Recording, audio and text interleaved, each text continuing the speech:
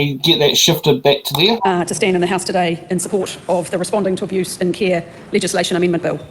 I want to start by acknowledging the survivors that have joined us here in Parliament, but also that have joined this occasion in other parts of the country where they have gathered together to hear the Crown apology. I want to thank the Prime Minister and I want to thank the Leader of the Opposition for the apology that has been made today.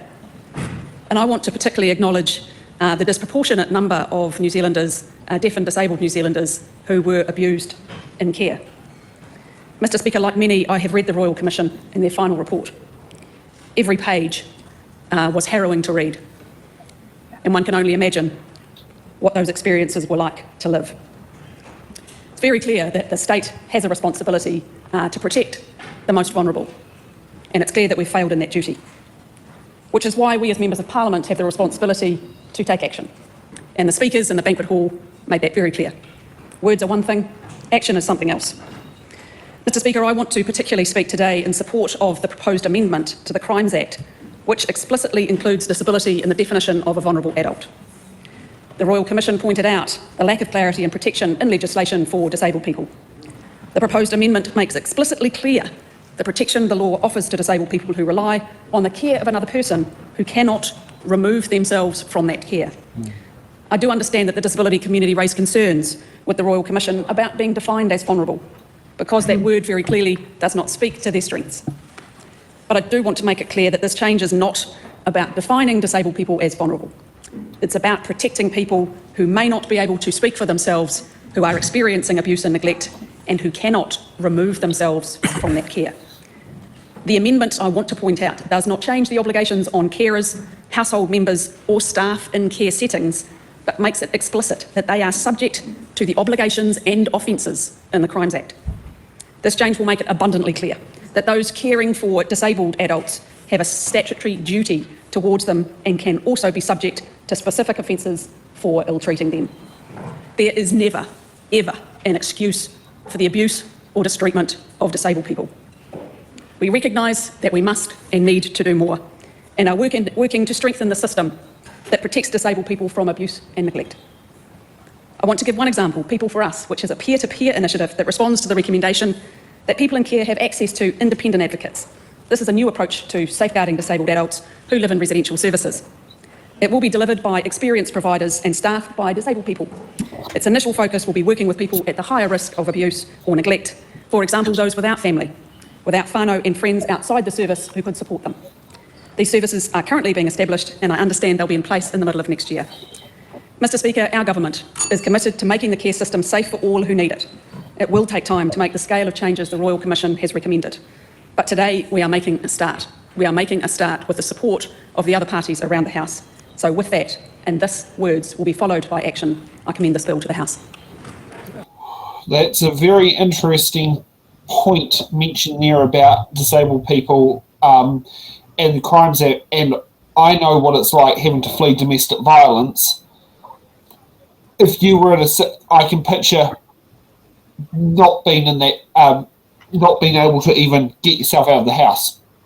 Well, I did. In 1996, I was beaten to a pulp by my ex-partner and lost the house that I had a co-ownership in. I got nothing, lost everything. The police sided with the ex, and I spent 5 years recovering with a severe brain injury without any treatment at all. I was going to law school. I went from an A to a D, and if it wasn't for a very close friend, I probably would never have completed and got my PhD. She helped me rehabilitate without any form of medical support. It is not uncommon, and it does happen. I do not want to be identified as vulnerable in any sense of the word.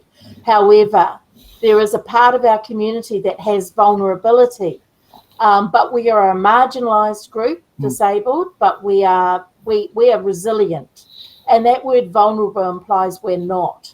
And I have a particular issue with that terminology. It should be who are in vulnerable situations. Don't automatically assume that every disabled person is vulnerable. There's an awful lot of them out there that are not. However, disability is a marginalised identity.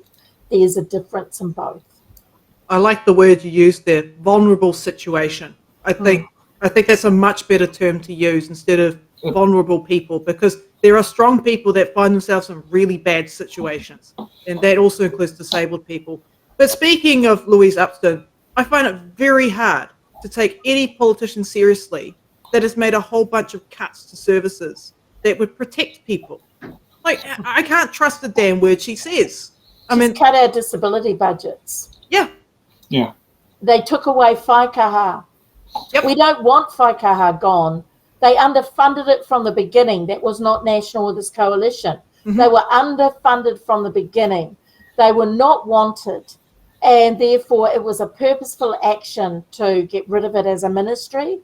But we want a policy department. We want that. We need disability voice in every government department policy out there.